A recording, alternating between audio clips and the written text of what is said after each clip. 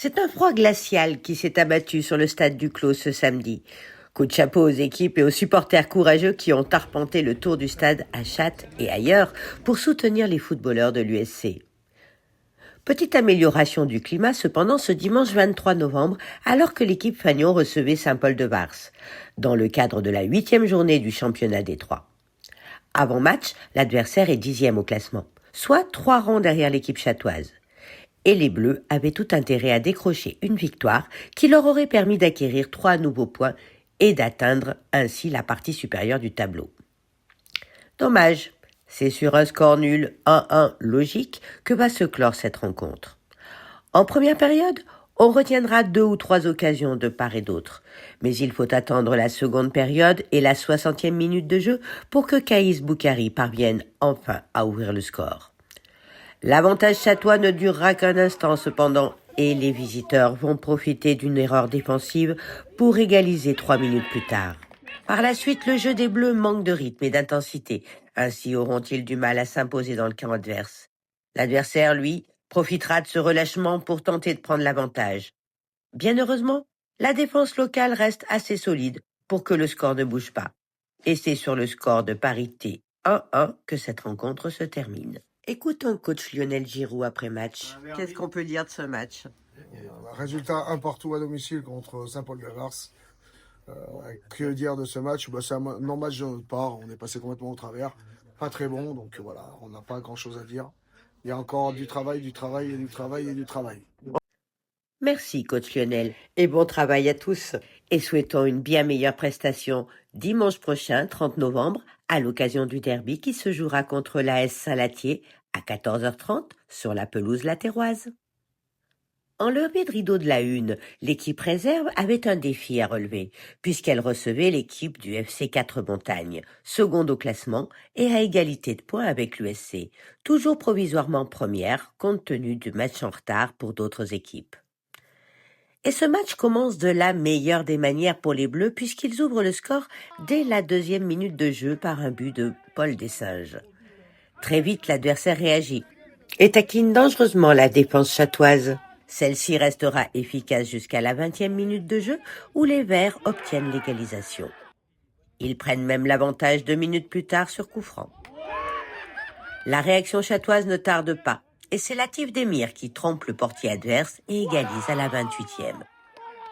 À la 44e, c'est Paul qui porte le score à 3-2 en transformant un pénalty. En seconde période, les Bleus réussissent à faire le break par Silvio Sampino à la 78e. Mais à la 90e, sur coup franc, les Verts réduisent le score à 4-3.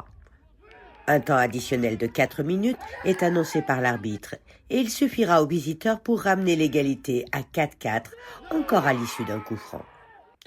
Au moment de l'engagement, et alors que le coup de sifflet final est sur le point de retentir, Quang Tran lobe le gardien d'un puissant tir du milieu de terrain et libère son équipe sur le fil en inscrivant le but du 5-4. Écoutons Christophe Butin, coach de l'équipe. Match de haut de tableau, on recevait 4 Montagnes qui étaient à égalité avec nous, 15 points en 7 matchs aussi. Donc l'impératif, la consigne était donnée que moi je voulais que le match gagné, le reste j'en avais pas besoin, match nul ou perdu. Surtout que derrière, en sachant que la semaine prochaine on joue pas, donc les équipes vont peut-être nous passer devant. Donc il fallait gagner impérativement pour essayer d'être encore toujours premier ou égalité avec certaines équipes. Donc match de haut de tableau, 4 Montagnes qui a joué crânement sa chance. Première mi-temps, on joue au ballon, on a des occasions, eux ils en ont pas trop, donc on a la chance de marquer 1-0. Petit cafouillage, d'où ils reviennent à 1 partout, 2-1 pour eux. Voilà, on fait 2 erreurs, je pense, d'inattention sur le replacement et le marquage. Donc ils arrivent à 2-1 et on a la chance d'égaliser à 2-2 et de pouvoir repasser devant 3-2 juste avant la mi-temps. Donc il y a eu une bonne réaction de l'équipe, intéressante. Et donc on vient à la mi-temps à 3-2. Donc tout va bien, même s'il y avait des petites choses à refixer, à reparler, et surtout sur le positionnement et sur le placement. Donc voilà, et donc on repart en deuxième mi-temps, on a des occasions, on a la chance de marquer le 4e, eux ils n'ont pas eu trop d'occasions, on marque le 4e 4-2, et après on pense que le match il est fini, il reste 10 minutes, un quart d'heure, et on pousse. Eux ils essayent de pousser, de marquer, ils ont un peu de malchance, donc nous on a la chance d'avoir une balle de 5-2, on la met pas, et derrière on se fait punir. Ils reviennent à 4-3, 4-4. Et sur une intuition, je ne sais pas comment appeler ça, peut-être la réussite qu'on n'a peut-être pas eu l'année dernière. Là, on l'a cette année. Kong, sur l'engagement, il arrive à lober le gardien et ça nous fait 5-4. Et juste après, l'arbitre siffle la fin du match. Donc voilà, c'est vrai que c'était une réussite pour nous. Je pense que pour moi, on mérite de gagner le match, même si on a fait quelques erreurs encore. D'accord. Très bien, donc dans 15 jours? Dans 15 jours, donc on reçoit Verso. La semaine prochaine, on joue pas. Notre voisin Salati a fait forfait général. Donc repos pour nous et on va préparer l'AS Verso à domicile encore à 12h30. Donc encore essayer de grappiller des points. D'accord. Merci beaucoup. Merci. Samedi 22 novembre, c'est dans le froid que les U19 ont entamé la phase retour des poules de brassage du championnat des deux par la réception du FC de Rocher. Le match aller à Saint-Égrève en début de saison s'était soldé par une large victoire chatoise par 7-0. Toutefois, c'est un match retour très différent du match aller qui s'est déroulé ce samedi. L'équipe chatoise a eu du mal à se mettre dans son match. Malgré tout, le score est ouvert par Titouan Saliba à la 29e. Mais l'adversaire égalise à la 39e. Et Anthony Villard, gardien chatois, sort sur blessure. Lilian Gaillard le remplace provisoirement. L'adversaire profite de la déstabilisation de la défense pour prendre l'avantage en portant le score à 1-2 juste avant la pause. Malgré quelques changements tactiques, la deuxième période n'est pas plus productive que la première du côté chatois. Offensivement, un nouveau but est inscrit par Nathan Lacroix à la 70e et la défense restera suffisamment efficace pour préserver le score de parité 2-2 jusqu'au coup de sifflet final. Écoutons les coachs après match. Bonsoir Jérôme, bonsoir Thibaut. Bonsoir. Le match est terminé. Match nul. Ouais, score nul de 2 partout contre 2 Rochers, du coup, une équipe qu'on avait gagnée normalement à l'aller 7-0. Du coup, mauvaise prestation de notre part, de l'équipe. Je pense qu'on a pris un peu le truc à la légère. Voilà, c'est ce qui a fait que il fait très froid aussi. C'était pas facile, les conditions étaient dures. Ça excuse pas tout, c'est sûr. On n'a pas joué, on n'était pas dedans, on a été lent, pas de vitesse de jeu, rien. Donc, va falloir vite se remettre dedans. Ouais. Ok. Jérôme. Bon, je crois que Thibaut a tout dit, un match nul dans tous les sens du terme.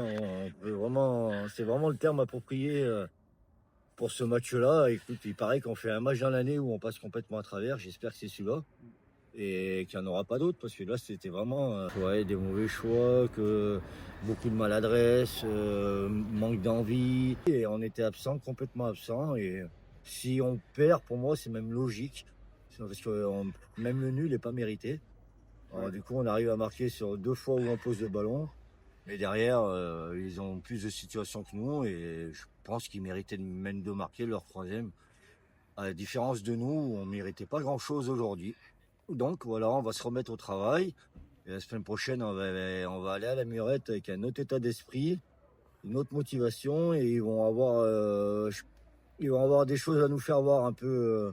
samedi prochain à la Murette parce qu'on ne peut pas en rester sur une prestation comme ça. Quoi. D'accord. Merci beaucoup. Et merci à 2 Rochers aussi. Merci à 2 Rochers parce que super équipe très sympa. Même le coach très gentil. Coach très sympa et joueur, pas un mot sur le terrain. Voilà. Voilà. Très bien, merci beaucoup. Merci. Du travail en perspective aussi pour l'équipe U19 cette semaine, avant de se déplacer samedi prochain, 29 novembre, à l'US Murette, pour y jouer le match retour contre l'équipe de local à 16h30. Bon repos et bon retour à l'entraînement aux 3 équipes. Bonne semaine à toutes et à tous, et à la semaine prochaine. C'était Christelle Berthuin, dirigeante à l'Union sportive chatoise, pour Radio Sud Grésivaudan.